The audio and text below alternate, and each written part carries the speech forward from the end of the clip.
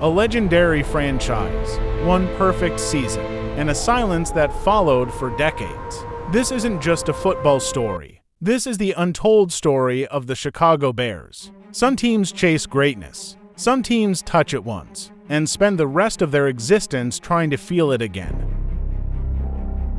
We know who we are. I've said it multiple times. We're a team that's going to fight to the end. There was too much time on the clock. For Chicago, greatness didn't fade quietly. It became a shadow. Every quarterback, every rebuild, every season that started with hope, long before fantasy football, long before highlight reels, there was cold weather and harder men. The Chicago Bears weren't built to entertain. They were built to survive. In a league still figuring itself out, the Bears defined what football was supposed to be. Physical, punishing, unforgiving. You didn't play the Bears to outscore them. You played them to endure them. Other franchises chased star quarterbacks. Chicago chased feet. Defense wasn't just a strategy. It was a philosophy. When opponents stepped onto the field, they weren't thinking about touchdowns. They were thinking about getting back up.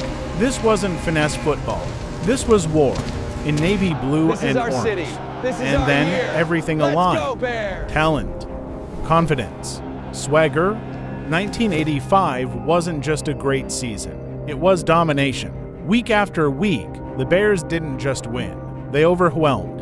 Opponents didn't ask if they would lose. They asked how badly. One championship, one near-perfect run, immortality.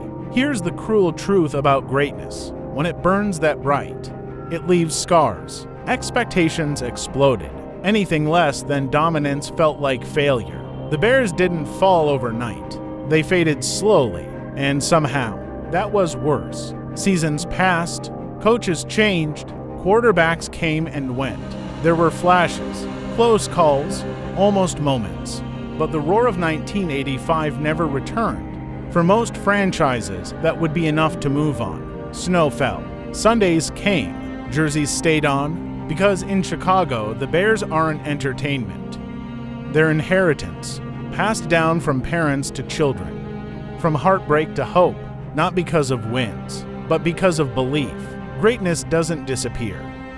It waits. The Chicago Bears are still here, still searching, still carrying history on their backs. And somewhere between memory and future, the silence is still listening. This wasn't a story about a season.